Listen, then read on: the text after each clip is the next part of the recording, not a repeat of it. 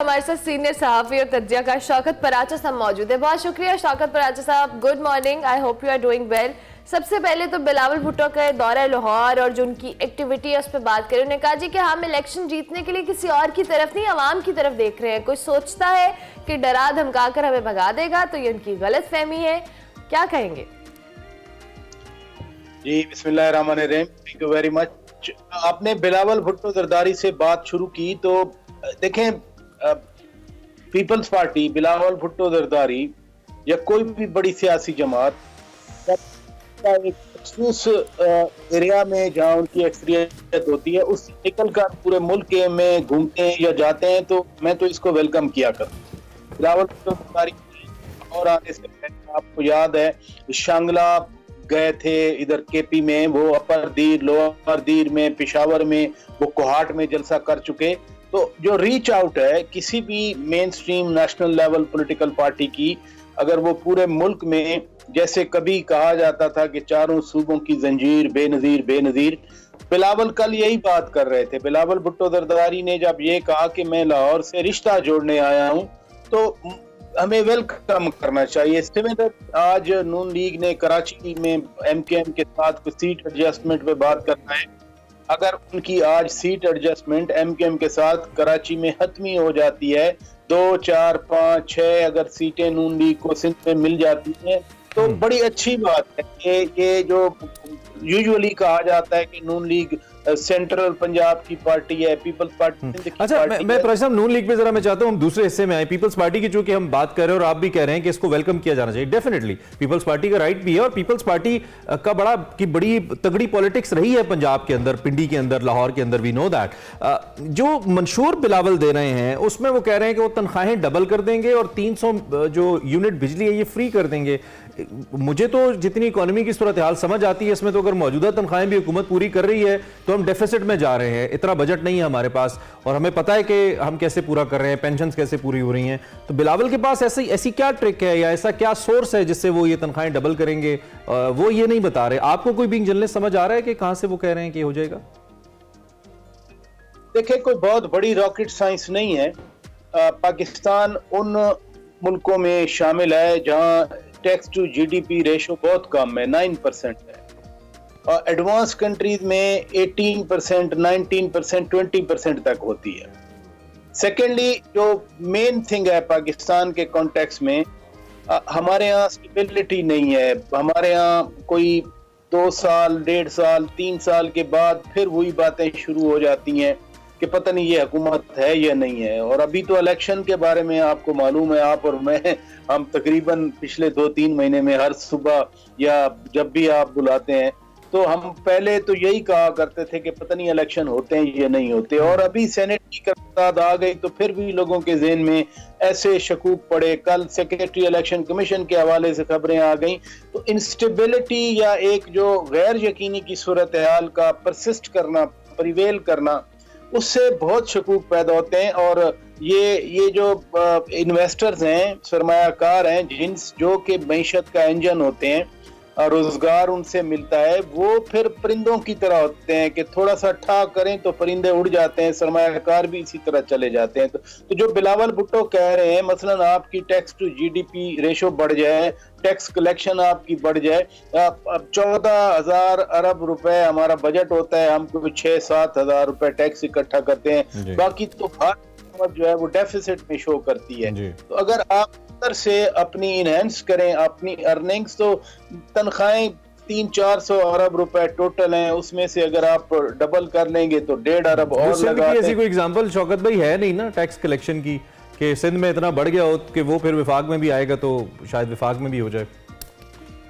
Divisible pool federal government के हैं। Federal government NFC award में सूबों को उल्टा शेयर देती है।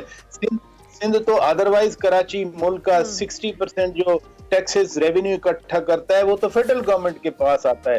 फेडरल गवर्नमेंट फिर उसको रीडिस्ट्रीब्यूट करती है, वो अपने डिफेंस स्पेंडिंग की तरह। तो सिंध को पर्टिकुलर अगर हम कहें कि वहाँ पीपल्स पार्टी टैक्स इकट्ठा नहीं कर सकी, जो टैक्सेस हैं वो फेडरल गवर्नमेंट, आपका सेल्स टैक्स, जीएसटी, आपका इनकम टैक्स, इनलैंड रेवेन्यू वाले, कस्टम्स, ये सारा फेडरल गवर्नमेंट का प्रीरोगेटिव होता है। फेडरल गवर्नमेंट इकट्ठा करके फिर सूबों को, लेकिन पीपल्स पार्टी ने 2008-13 की हुकूमत थी, पाकिस्तान की तारीख का सबसे ज्यादा एक्सपोर्ट टारगेट हासिल किया था, जो कि 25 अरब रुपए, 25 अरब डॉलर था। बाद में जो हुकूमत आई वो तो 19 अरब डॉलर तक इकट्ठा कर सकी। तो अगर वाकई आपकी कंसिस्टेंसी है, पॉलिसी में कंटिन्यूटी है और आप ये हो सकता है, इट्स नॉट समथिंग अनडूएबल। ठीक है। अच्छा पराजा साहब, दूसरी जानिब नून लीग की जब हम बात कर रहे थे, आपने खुद भी कहा कि अभी तक पीपल्स पार्टी या बिलावल भुट्टो की हमने बात की कि वो एक्टिव नज़र आ रहे हैं और अपना मंशूर भी दे रहे हैं, बात भी कर रहे हैं, कारकुनान को भी इंगेज कर रहे हैं, लेकिन दूसरी जानिब नून लीग के हवाले से उम्मीदवारों के नाम तक तो फाइनल नहीं हो पा रहे हैं और दूसरी जानिब एक्टिविटी भी ऐसा कोई नहीं है। तो क्या आपको ये जो जिस तरह की सियासत नून लीग अभी कर रही है और वो भी इलेक्शन से चंद हफ्ता कबल, क्या समझ रहे हैं, क्यों ये, या ये कॉन्फिडेंस है या डीमोटिवेटेड है, क्या मामला आता है? एक तो चूंकि हम बहुत वाइब्रेंट मीडिया हैं और पाकिस्तान में मीडिया बहुत ज्यादा है, टोटल जो विद इन नून लीग वाले हल्के आए थे वो तो 2-3 ही थे जिन पर कंट्रोवर्सी रही। मसलन लाहौर का हल्का, सरदार अयाज सादिक और शेख रोहेल असगर वाला हल्का के जी पता नहीं अब उसमें से कौन लड़ेगा और इख्तलाफात आ गए। बाकी तो कोई लीग के अंदर कोई इतना बड़ा, तलाल चौधरी और नवाब शेर वसीर वाली बात हुई फैसलाबाद के हवाले से, तांदरिया वाले में वो हल्का या जड़ा वाले का हल्का, और तीसरा जो था वो जो एहसन इकबाल साहब और दानियाल अजीज के हवाले से। दानियाल अजीज ने तो उनसे मादरत भी कर ली, बाकी रह गया नवाब शेर वसीर और तलाल चौधरी वाला हल्का और लाहौर वाला। सिर्फ इन 2 हल्कों की वजह से हमने मीडिया में इंप्रेशन दिया कि नून लीग के अंदर टिकटों की तकसीम पे इख्तलाफात हैं। दूसरी बात आईपीपी के हवाले से है। आईपीपी बेसिकली, जो मैं थोड़ा बहुत इंफॉर्मेशन मैंने गैदर की, आईपीपी वाले कह रहे हैं कि 15 से 20 सीटें हमें दें कौमी असेंबली की जी। अब नून लीग ये है कि आप 8, 9 या 7 या 6 बस इतने तक सीटें रख लें।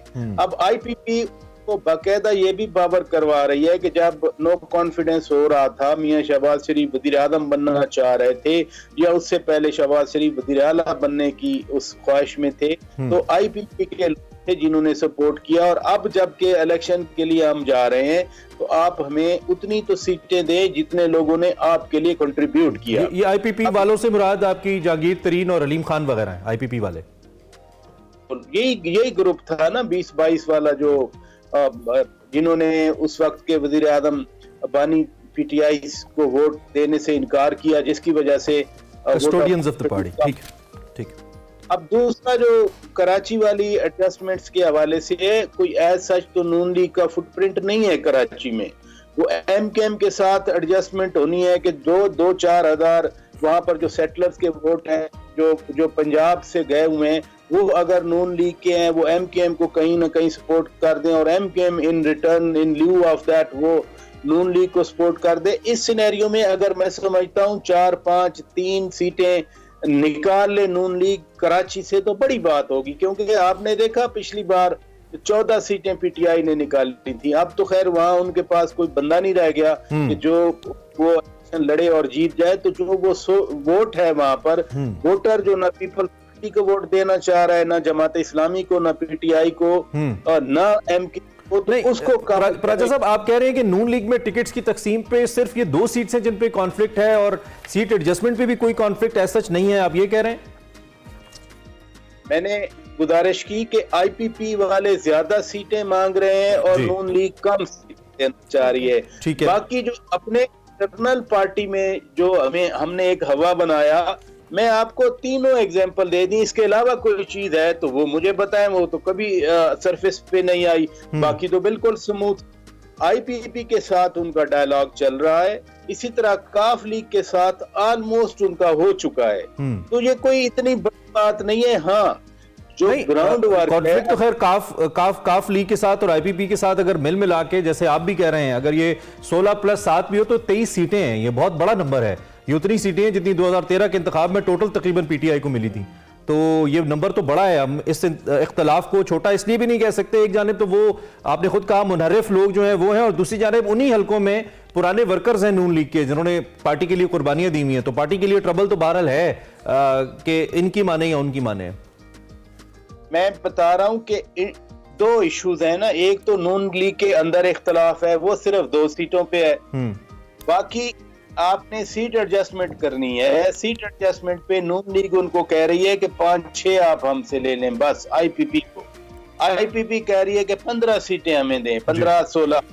इस पे उनकी बातचीत आगे चल रही है। और अगर फर्ज किया 8-10 तक कॉम्प्रोमाइज हो जाती है तो which is not very big number.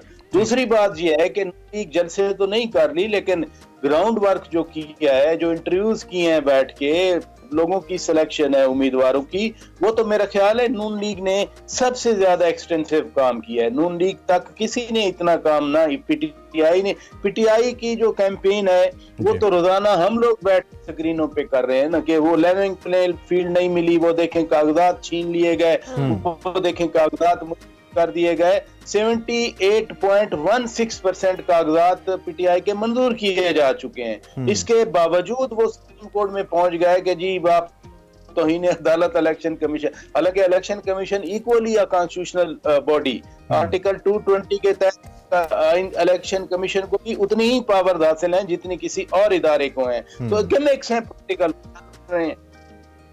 ठीक है भाई साहब, थैंक यू वेरी मच, आप हमारे साथ मौजूद ने।